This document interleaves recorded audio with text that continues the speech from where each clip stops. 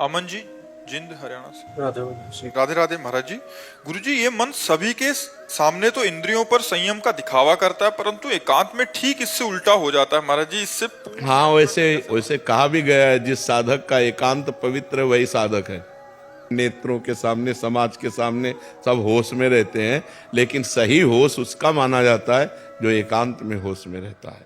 एकांत में जब मन चंचल हो तभी हम साधन का बल प्रयोग करें, जो भजन बल है उसी समय तो नाम जप करें। हम एकांत में खाली न रहें, जब तक नींद ना जाए तब तक हमें खाली नहीं रहना।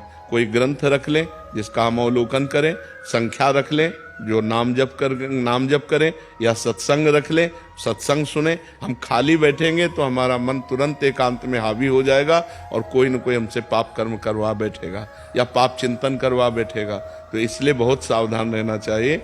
एकांत में मोबाइल रहता है, कोई गंदी बात न देखें, हम सत्संग सुने या शास्त्र स्वाध्याय करें या नाम जप करें। और नींद जब आ जाएगी तो अपने आप आ जाएगी, उसमें परेशानी नहीं है।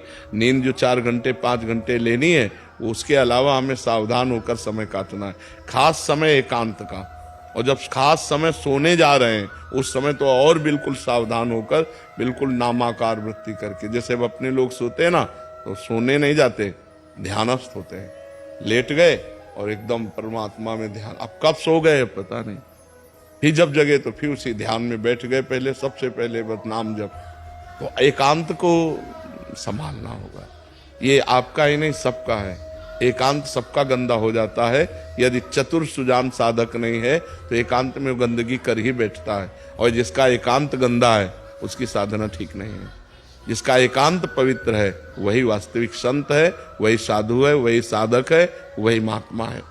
चाहे गृहस्थ हो चाहे विरक्त हो, ये साधु संत महात्मा गृहस्थ विरक्त के लिए भेद नहीं है। इसमें गृहस्थ भी महात्मा हो सकता है। स्थिति है तो महात्मा है, स्थिति नहीं है तो वेश से महात्मा नहीं माना जाता, स्थितियों से माना जाता है।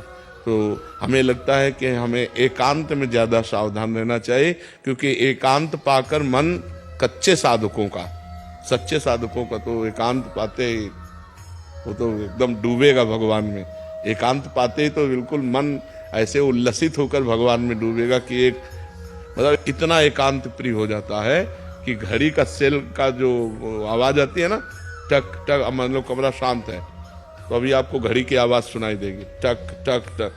जैसे अब डूबने में वो भी तो फिर उसको हटाना पड़ता है कि हटाओ। एकांत में वो बहिर्मुख भोगों का चिंतन या बहिर्मुख बातें, जो कच्चे साधक हैं, अभी जो प्राथमिक स्थिति के साधक है, उनका जो छलांग लगा चुके हैं आध्यात्मिक, उनका तो एकदम एकांत होते और एकदम शांत परमात्मा में डूब गया। और जिसका अभी विषय रस भोगने की लालसा बनी हुई है उसको बहुत परास्त कर देता, बड़ी दुर्दशा कर देता है। एकांत में नाना प्रकार के कुकृत्य करवा देता है। जहां एकांत हुआ तो वहां वो हावी हो जाता है। इसलिए उस समय बहुत सावधान रहना चाहिए। ये 4 बातें याद कर ले: नाम जप, शास्त्र स्वाध्याय, सत्संग और सद्विचार। इनके द्वारा हम एकांत को व्यतीत करें। एकांत में ये जरूर लागू करें। ऐसे उड़िया बाबा के उपदेश ऐसे हर समय जीवन भर सिराने रखा है। जब सोने जा रहे होते, जहां देखा मन चंचल हो रहा, फौरन खोला, 2-4 सूत्र पढ़े, एकदम चिंतन में बस।